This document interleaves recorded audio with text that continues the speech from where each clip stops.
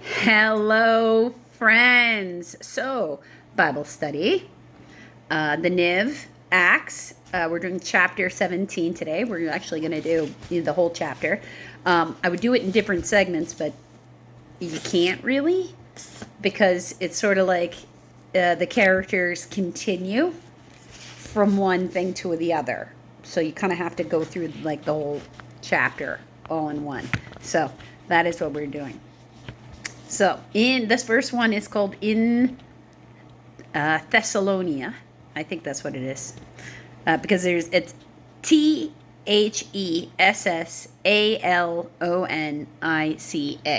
So somebody who's actually from Greece could tell me how it is said. Like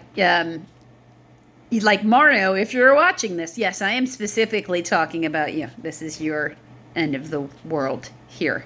I have a friend who's like natively from Greece, but grew up here. So, he, in his head, it's all Greek, and then he translates it into English.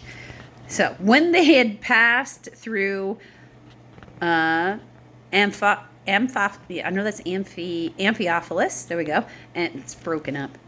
Amphipolis and Apollonia. Yeah. They came to Thessalonica, where there was a Jewish synagogue. As his custom was, Paul went to the synagogue. Because remember, he was Sanhedrin. So he's an educated professional speaker, educated in the law. On 3 Sabbath days, he reasoned with them from the scriptures, explaining and proving that Christ had to suffer and rise from the dead, that Jesus, and this Jesus I am proclaiming to you, is the Christ. He said, and some of the Jews were persuaded and joined Paul and Silas, as did a large number of God-fearing Greeks, and not a few prominent women. Okay, now, there's a couple of things there with those, this. So firstly, this is how that Sanhedrin is supposed to work in the first place. They're like the Senate. They are supposed to sit there and know the law and debate back and forth. And they're a culture that is also supposed to seek their Messiah. Now, Greek culture is not off from that. I mean, Greek culture has got lots of gods. Like, there's a whole pantheon up there. Pick one. And, and nobody cares. Nobody cares which one of them you follow. They're not like, it's not like they're going to try to run around and kill you because one worships Zeus and the other one Apollo. I mean, their system's not set up that way. It's kind of like the Romans. The Romans never met a god they didn't like, until they became Catholic, right? And then it all changed. So he's there and he's arguing, with them. He's debating with them. Like, it's not yelling. It's, it's debate. And he's convincing them because they can see that he did indeed fulfill scriptures. I mean, because he did. He was out there putting his head down doing the work, not running around just running his mouth, right? And then the other part here would be not a few prominent women. And it's like, why would that even matter? Because the Old Testament shows us repeatedly that after enough time that, the men in these time frames anyway, tend to just end up doing what the women in their lives want. So what she worships, you will worship. And to the extent that even in the Jewish culture, you are not Jewish unless your mother is Jewish. If she's something else, you have to be converted. Because the men tend to follow whatever, they are as strict as they have to be to keep their women from not being angry with them. That's essentially what's happening there. Verse 5. But the Jews were jealous, because salty people be everywhere. So they rounded up some bad characters from the marketplace, formed a mob, and started a riot in the city, which I have to say is also kind of a Greek culture thing too. That is a response that, historically they have shown that they are happy to use when they feel like they have political dissent to express. You can go find it in Greek history. They rushed to Jason's house in search of Paul and Silas, because that was they like to get to the point, in order to bring them out to the crowd. But they did not find them. They dragged Jason and some other brothers before the city officials, shouting, "These men who have caused trouble all over the world have now come here, and Jason has welcomed them into his house. They are all defying Caesar's decrees, saying that there is another king, one called Jesus." When they heard this, the crowd and the city's officials were thrown into turmoil. Well, I guess they're a little weak-willed, aren't they? Then they made Jason and the others post bond and let them go. So they arrested them. But, like I said, the rabble rousing is one of the ways that culture expresses dissent. But that doesn't mean you take it to crazy places and you kill everybody or something. There's too many different competing ideas and cultures and even political factions going on in there, because this culture is incredibly old. Even by this point in history, it's incredibly old. That they don't, because remember, in this time frame, in the Old Testament, when you're in the Old Testament of the Bible, you've got characters in there who are Sadducees, who are world known, and they were teaching Socrates, right? So that puts you in. So when we're in the New Testament, it puts you into where they are in the time frame of Greek history. So there's a lot of political factions. They're not, they're not just going to stone everybody there for everything. It's like they don't have that kind of, so don't make them go away and calm down. Okay, all right, just, stop irritating people. Now go. Because they don't, this is not worth the energy. And they just have that way of letting the emotions. That's part of the Greek people are very, very energetic, very emotionally excitable, if you will. But in good ways. Right? In very good ways. It's just if you're going to have that, at the party, it's a party, like you get to see in those movies. That means those, high emotions are also high emotions at other times. And when that's your normal, then you're not necessarily, in order to not make giant, terrible things happen in your life, you have to have a way of just, okay, I'm done with that now. Right? And that's really what they did. So now in Berea, we're in verse 10 here. As soon as it was night, the brothers sent Paul and Silas away to Berea. They hot-footed out of there. On arriving there, they went to a Jewish synagogue. Now, the Bereans were of a more noble character than the Thessalonians. That's a little shade there. For they received the message with great eagerness and examined the scriptures every day to see if Paul said what Paul said was true. So, okay, all right, let's see if you're right. Let's see if we can prove you right. I like that better rather than let's see if we can prove you wrong.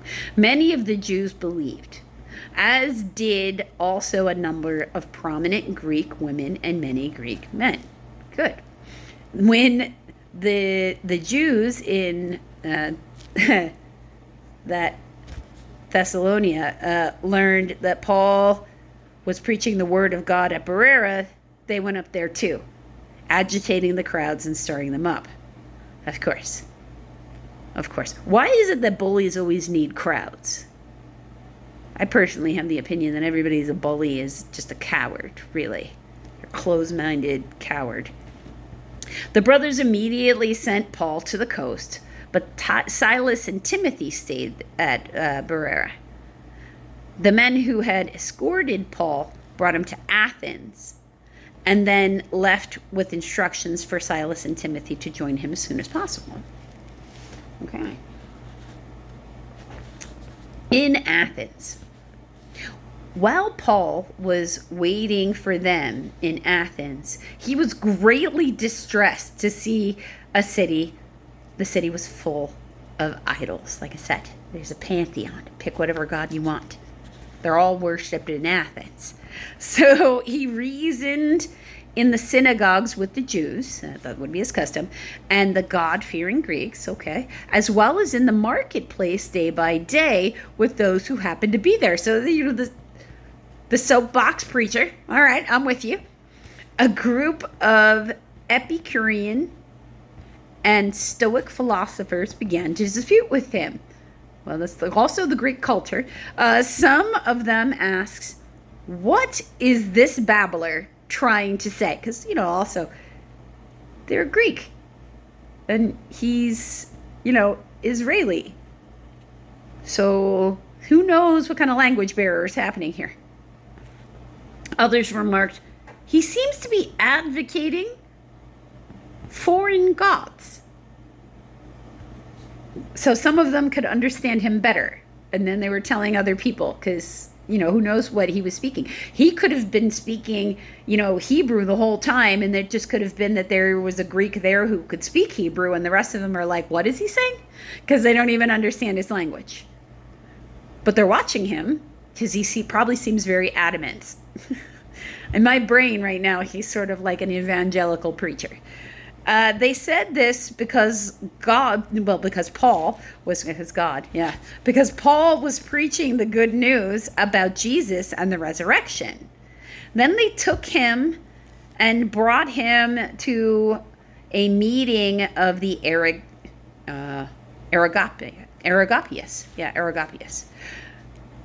where they said to him, may we know this new teaching that you are presenting? You are bringing some strange ideas to our ears, and we want to know what they mean. All the Athenians and the foreigners who lived there spent their time doing nothing but talking about and listening to the latest ideas. So they're all open-minded people. They're like, what's this now? Wait, do you have another god for us? That's great. Tell me about your god. I want to see if I can absorb your god too. Because apparently that's all they spend their time doing. Paul then stood up in the meeting of the Areopagus and said, men of Athens, I see that in every way you are very religious. That's why you got a lot of gods. For as I walked around and looked carefully at your objects of worship, I even found an altar with this inscription, to an unknown God. Now, what you worship as something unknown, I am going to proclaim to you. He's trying to, okay, so this unknown God isn't really unknown, is what he's trying to say. The God who made the world and everything in it is the Lord of heaven and earth, and does not live in temples built by hands. And he is not served by human hands as if he needed anything, because he himself gives all men life and breath and everything else. From one man he made every nation of men, that they should inhabit the whole earth, and has determined the times set for them and the exact places where they should live. God did this so that men would seek him and perhaps reach out for him and find him, though he is not far from each one of us. All right, Paul, I'm with you, because this is absolutely the stuff that I believe. For in him we live and move and have our being. As some of your poets have said, we are his offspring. Therefore, since we are God's offspring, we should not think that the divine being is like gold or silver or stone, an image made by man's design and skill. In the past, God overlooked such ignorance. But now he commands all people everywhere to repent. When you know better, do better. All the time. No more excuses for ignorance once you're taught. Then it's just a choice. For he has set a day when he will judge the world with justice by the man he has appointed. He has given proof of this to all men by raising him from the dead. When they heard about the resurrection of the dead, some of them sneered, but others said, we want to hear you again on this subject. At that, Paul left the council. A few men became followers of Paul and believed. Among them was Dionysius, a member of the Areopagus, which is a god of wine, if I'm not mistaken. Kind of like, or something of that nature. So, just in case my Greek was rusty, which it's not, I paused and had Alexa confirm. He's the god of wine and parties, and sex and orgies and stuff. But likely this is a title, and this guy's not actually named after the Greek god, but who knows, maybe his mother was one, because I feel like that would have been a little bit like tempting fate. But I'm also part Greek but not raised in the culture, so and maybe it's considered okay.